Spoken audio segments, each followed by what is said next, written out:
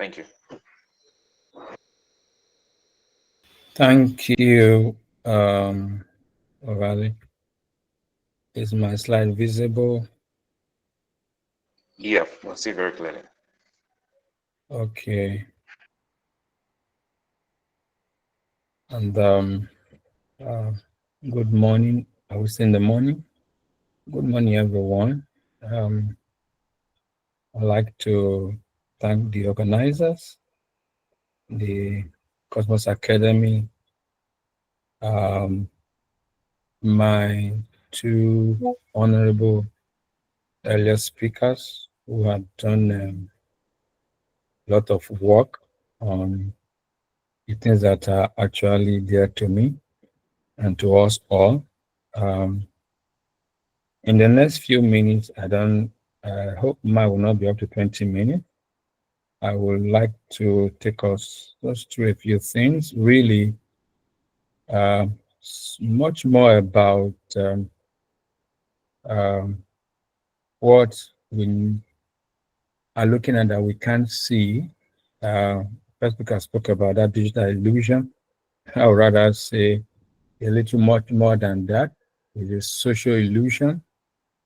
And the next person had come up. I like the mix that somebody in the industry, somebody has one leg in the industry and one leg in the academia, and then I'm in the academia. Quite a good mix.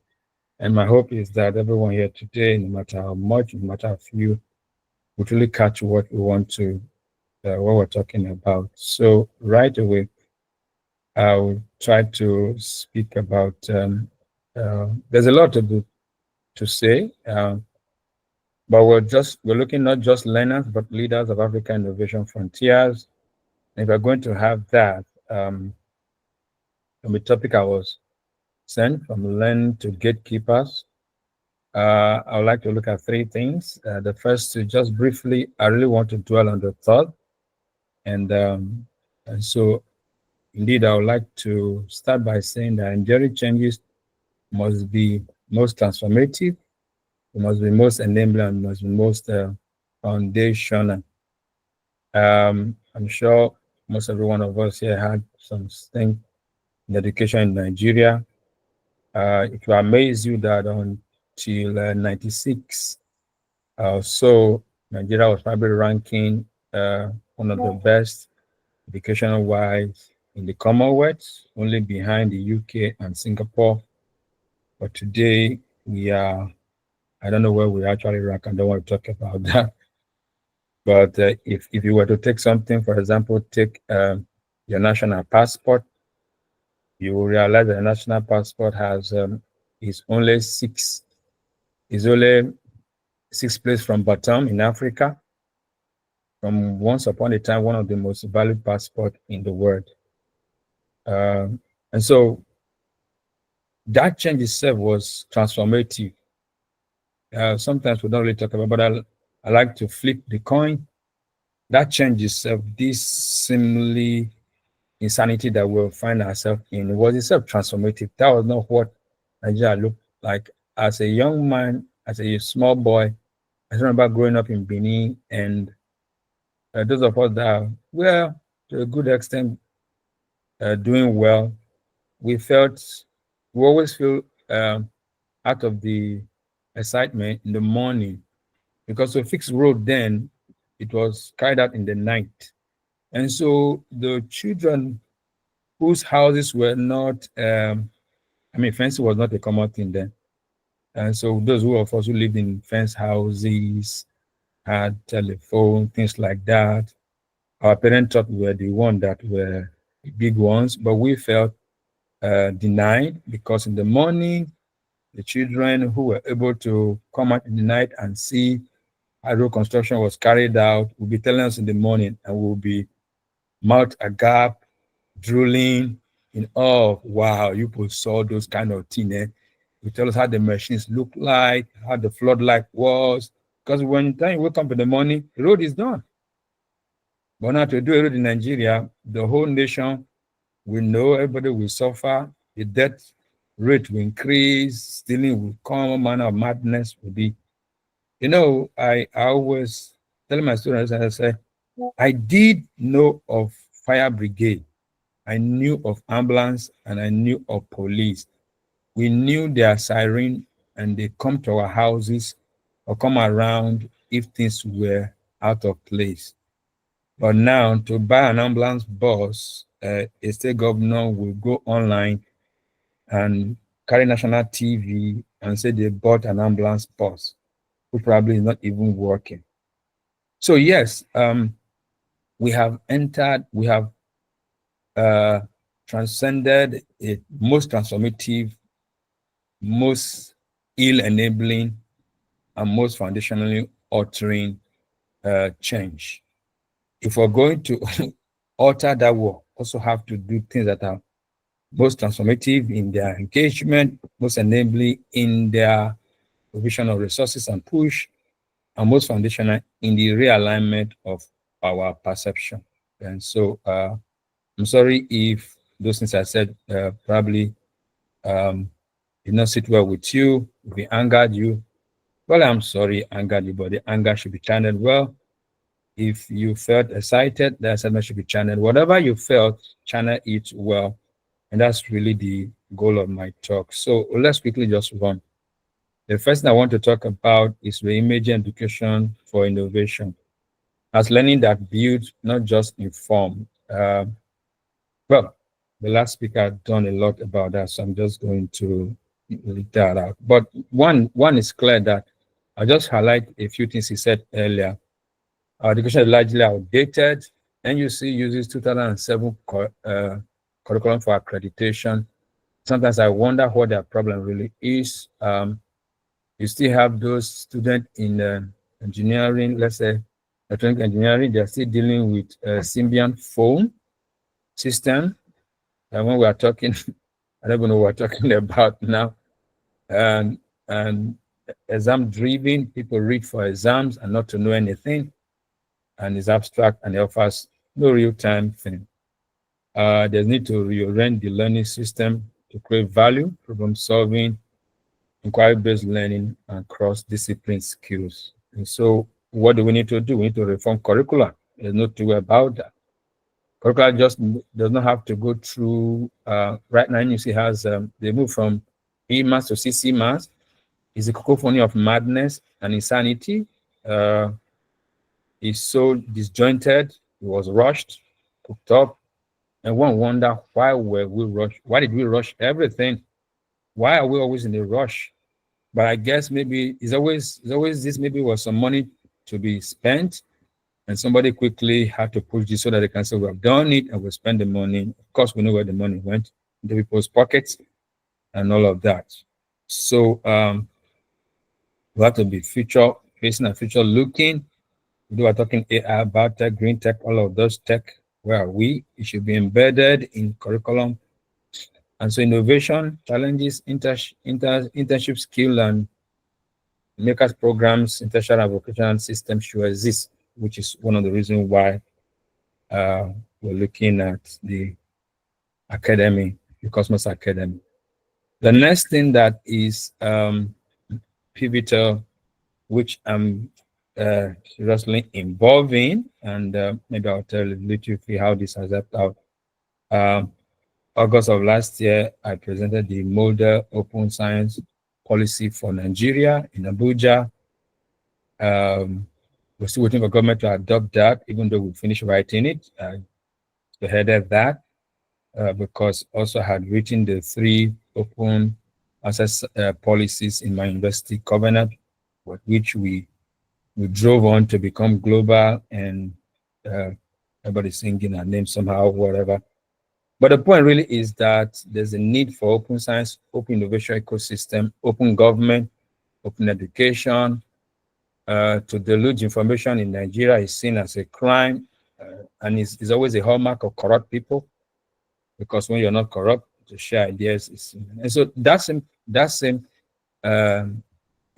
inclusiveness that is detrimental is there. I will share an example. Maybe the second speaker will know that very well. Write 2 professors, one in maybe America or Europe, and one in Africa. maybe you read their paper and tell them you want some of their paper. The African one will do as if he never saw your email, and the one on the other side will not only send the one you asked for, will share more with you, and then of course you begin to learn. So somehow, as we begin to move into the next issue, there's a cultural um, um, imprisonment in perception that we have, and this is it. Africans will share space with you, but will not share idea, will not share knowledge with you. But switch on the other side, they will share knowledge with you, but they will not share space with you. So I'll give a good example. An African can let his father, his mother, his grandmother, his great grandmother, his dead great great grandmother, all the people in the village to come and live in his house, but rather go to the grave with the little knowledge he knows. Just check all our knowledge of our, whether you call them, whether you see them wrong or right, whether you see them evil or good, the native doctors, the herbalists, the witch doctor, all of that. Those were ideas and science of one form or another. But guess what? They die with it. And today there's a Chinese tea for almost everything. Yeah, when we drink it from China, it's not diabolic. But when it's have it in Nigeria, it becomes suddenly evil.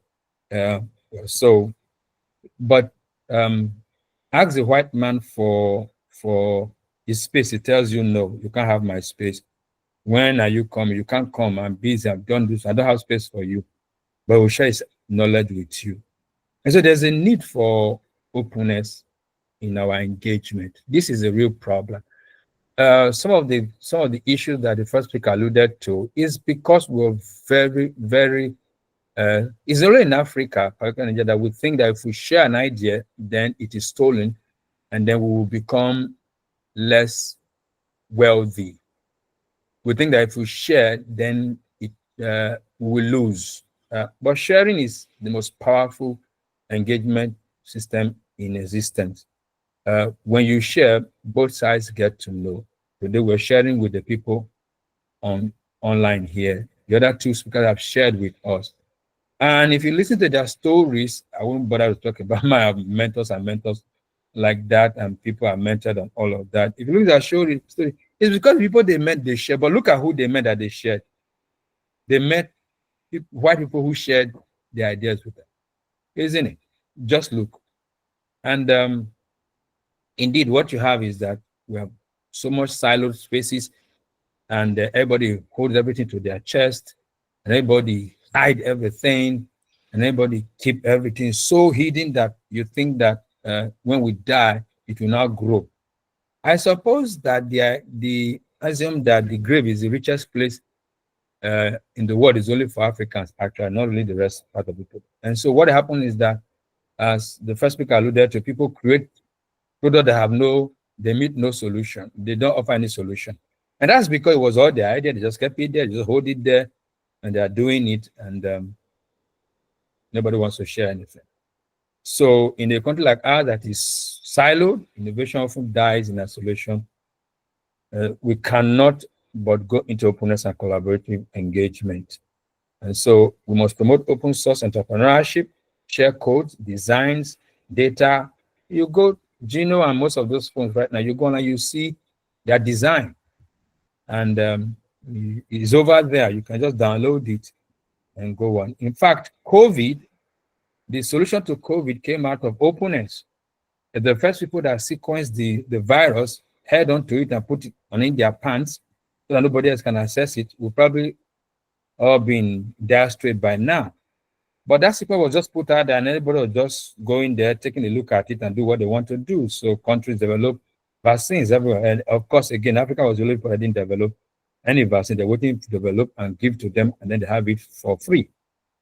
Indian had theirs, and the West tried to say it was not. And one of the arguments of Indian people was that, look, they got the sequence from where we got it from. So did you get anything special that we didn't get? And the argument that they were Indian used their vaccines, and the people are okay. So we must, at every level we're in, even from here, what do we do to develop national repository? When we say national, I don't mean that it must be owned by government, but we can, a place where you put in things, innovation registries, open patent libraries, who can reach them. and know what to do. And those are the first two. And my real one is the third one, the cultural mindset shift. And I really want to point on this. I think one of the most painful thing I've seen in our country is the cash out mentality. It's so terrible that there's no fraud that will not work on Nigerians. There's literally no fraud. Whether it's IBEX or MMM, whatever you call it, if they close, they come up again. People will drop into it. Somebody told me a lot of money, he can't comprehend himself right now. I said, you're greedy. He said, no. I said, well, I don't know, but it's just sheer greed. It's all about cashing out. You start a business, you cash out. You can cash out of the business and the business survives. Everybody's thinking cash out and cash out and cash out. But we really need to move from a cash out to a contribute in. We cannot, and really that's one of the biggest challenges. For those of you that have gone out, you find out that it's not so much of a cash out environment. The ecosystem is not just about cashing out. Just imagine a room, a conference room set up with chairs, tables, boards, screens, and everything there. And everyone that comes there take a piece, and some take chairs, some take tables, some take the boards, some take everything. In about 2 hours, there will be nothing left there. So each of those people take those things home. And then they come back to that conference room and says, there's nothing here. Government has not provided. Nobody has provided. That's literally what it is. Everybody just have a cash out thing. And does that mean money is bad? No. But what about the other places around the world where things are working well? Does it mean that people don't make money there? They do. Was Nigeria before? No, it wasn't. We've been transformed from a nation of providers, solution providers. You know how many people in Nigeria exported to nations? From Chief Justice to this, to that, to that? A whole lot. But today, to have a Nigerian passport, you become you're repugnant. How did we move from that to where we are? We were transformed, albeit negatively. We were enabled by unholy, corrupt mindset. And what happened was that our cultural foundation was destroyed. And now, by the destruction of that cultural foundation, our social-cultural projection became such a repugnant one that within us, we think is working. But when we go out and we reflect to people, they look at us and they recline back like, what kind of people are these? And so there's a need for that shift. We must have it. And why is it critical? Because there's a need for a deep orientation on how Nigerians perceive knowledge and innovation. When we started, if you go to any platform right now, if you ask almost everybody online, why do you want to get a skill? It's just about getting in, grab something, and go. And so we grab and then we grab and then we grab. We have so much skills, but so little to give. So it's what? It's a Frankenstein monster of knowledge.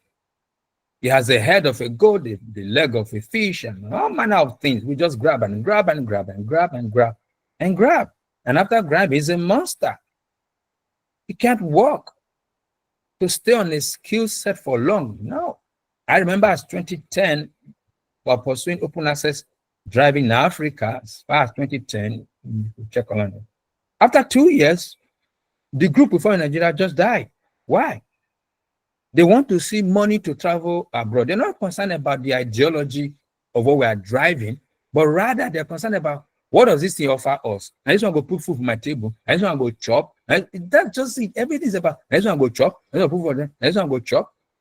It's not about the idea to change the education and the academia and the research ecosystem that we're driving for. No, that was not the border of my contemporaries. It was about, in fact, I remember one professor asking me, how are you able to coordinate all these things? I still have time for myself. But I'm having time for myself. Why? Because the moment he wasn't putting coins in anybody's pocket, they were gone. The first year we went to South Africa together, whoa, everybody, next year, everybody like, when are we going? When are we going again?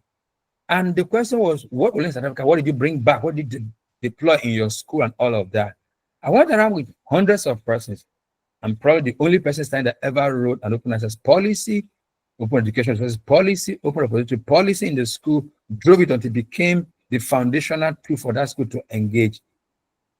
As at then, we had about 167, 121 universities, and there were people from all. But in not up to 3 years, if you call meetings, you don't find anybody again. Why? Food to eat. So the current cultural drive prioritize quick wins. You understand now? You see where we're coming from.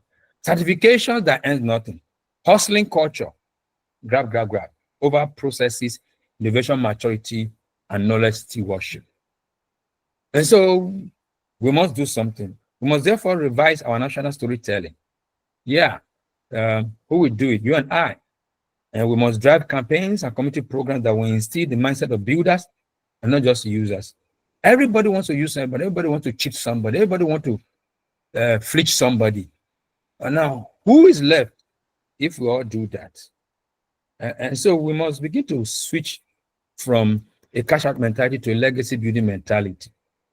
Get rich quick. Is it bad to be rich? No. Get rich quick. We must move from get rich quick to build value slowly. We must move from skill for survival to mastering for influence. We must move from hustle to escape to creating. In fact, this hustle for escape is what is driving a lot of people out of the country. And they are selling Nigerians like goats in Tunisia, in Morocco, in cages, humans in cages, bidding for my brother and your brother and your sister, your uncle. We must create to remain relevant, taking advantages to moving to taking responsibilities. Consume to shape trajectories. Move from me now to others later. And so what must we do? We must have vision-centered education. We must also have role models of builders, not just hustlers. Delayed gratification. Oh my God, this is probably one of the most demonic thing we ever have. We cannot delay gratification. It's even so worse. It's so terrible that in our female folks is a different level entirely. We have lost community accountability. We have lost it totally. Criminals are celebrated. In fact, the point now is that you have mothers and fathers going to meet Yahoo boys for their children to learn to become apprentices. Yeah. And I will not mention states where those are rift, but I mean, it's a standard thing now. A mother would take the son and go to meet the Yahoo in their street, or someone say my pikin, how much? They will write agreement on how much will be paid. They'll go and borrow money to give the son. And then tomorrow the son Yahoo comes, use the mother to do blood money, and everybody is screaming. We must find spiritual ethical anchor. We must emphasize the purpose, stewardship, generational and traditional responsibility. Our faith, our church speaking, our mosque speaking, our mosque speaking must have serious ramification. We must move away from showmanship. We must challenge the status quo. And please let me start rounding up. But this is said that the way to get started is to quit talking and begin doing. And so I suppose that's why we're having the Cosmos Academy, and we're part of that academy. And hopefully we'll be helping to shape minds over there. And so what is our expected outcome? To identify and establish a class of innovation leaders rooted in African realities. The point there is clear, rooted in African realities, answering African problems. We can do it. Creating gatekeepers who determine how knowledge and innovation shape African future. Right now, we have none. It's just hocus pocus. So I'm hoping that the last two speakers be younger than I am, will hopefully begin to take this gatekeeper mentality with them. You have a lot to do. You have a lot to do. And you and contemporaries and all that have a lot to do. We must repatriate knowledge back into Africa. We must repatriate and repatriate very well. We must begin to do the right thing. Producing globally recognized African standards, product, intellectual export. Some years back, we used to talk about Chinko, Chinese product. They make all the funny noise, but they made something.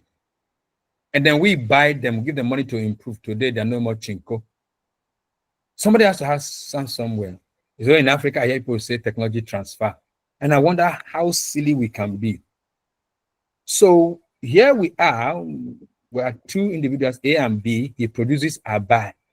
Then he will not transfer technology for me so that I can produce. If I now produce, who will buy? Nobody ever transfer technology. You take it, you steal it, whatever you want to. You re-engineer it, you indigenize it, you reverse, do whatever it is, make something out of it for yourself. But Africans will wait because we have people ruling who rather borrow money and talk some unholy, unreal thing, living a fool's paradise, talking about technology transfer. Who will transfer technology? Why will I transfer my technology to you and you become my equal? We talk about China today. China literally stole everything they have. And who didn't steal one from the other one? You take it, you re-engineer it. It becomes innovation. And while we round up this morning, I tried to say that the pillars are, instead I tried to mention, reimagining education. What does it matter? It transforms systemic input into long-term innovative output. Opens an innovative ecosystem, enables transparency, cross-pollination, and local to global scaling. Cultural mindset shifts, addresses root behavioral and inspirational misalignment. Sorry for that. And as a roundup, I want to just take a look at where I am currently. I came into this space in 2007, and we're driving something that I heard of. And the second speaker, I'll have you know, I left Univen to come over here. And when I was leaving, my colleague thought I had gone nuts. I was insane. I was crazy. I must be mad. They said there was something else. There was something else there. He wondered, why will you leave a federal university to go to a private one?